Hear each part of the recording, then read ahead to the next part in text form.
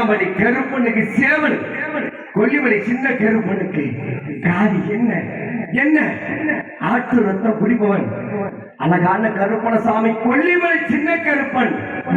இந்த ஊரிலே எனக்கு ரத்த காவி வேண்டும் அல்லவா?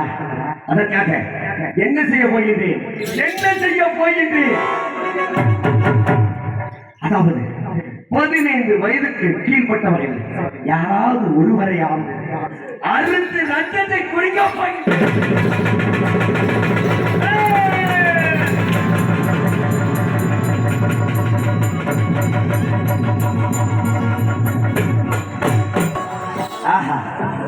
இந்த ஊர் மக்களுக்கு சத்தியம் நிலைத்திருக்கிறதா, தர்மம் நிலைத்திருக்கிறதா என்பதை பார்க்க வேண்டுமா? ஊர் மக்களுக்கு என்ன இருக்கிறது என்பதை பார்த்தேன்.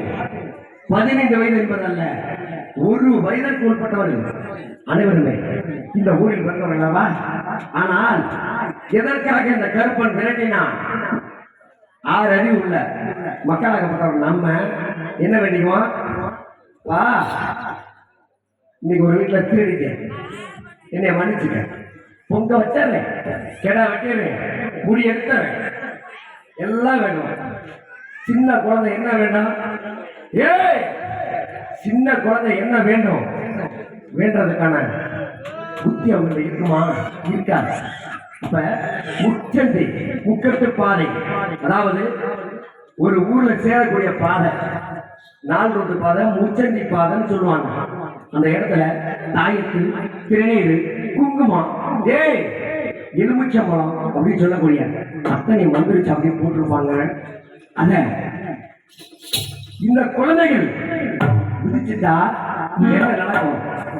ஆள் உருவம் அப்படி இருக்கும், உள்ள இருக்க சதை ஒண்ணோட இருக்காது, தப்பி எடுத்துருவான். யாரு? ஏய், இந்த இளவுகால நேரத்துல உங்களை காப்பாற்றக்கூடியவன் இந்த அழகர்மலை 18ஆம் படி கருப்பனும், காவல் தெய்வம் கருப்பணசாமி, கொல்லிமலை சின்ன கருப்பன். உங்களை விட்டு போவனா?